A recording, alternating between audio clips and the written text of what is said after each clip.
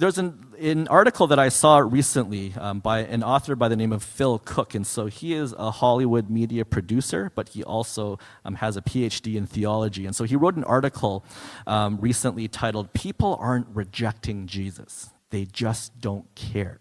And so this was interesting, and it caught my eye. And so I just want to share with you briefly about this. So it was from a conversation Phil Cook had with another media producer who was talking to him about some intriguing research that he had conducted with European audiences.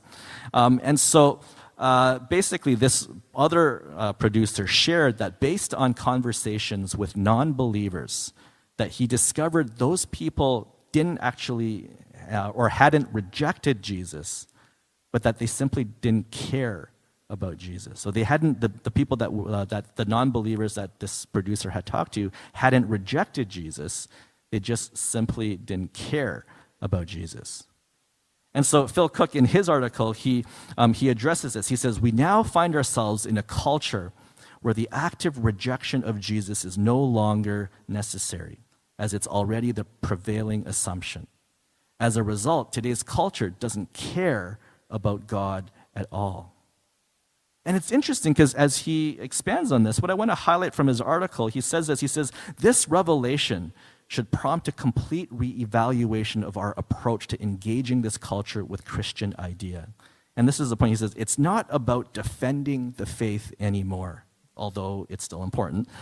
It's about sparking a genuine interest in it." Right? It's not about defending the faith anymore. It's about sparking a genuine interest in it. And he would go on to say as well, if they don't care, they won't listen. Not necessarily because they disagree, but because they don't care.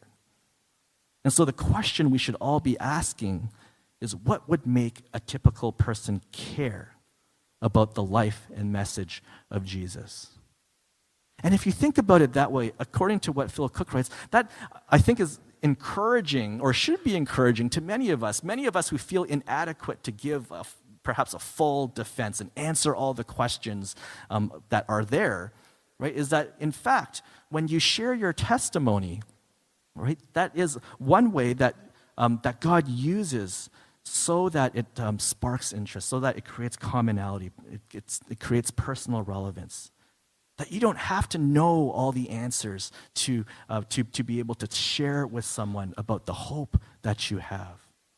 But in fact, when you share your story, right, it's, again, not about defending the faith so much as it is about sparking a genuine interest in it.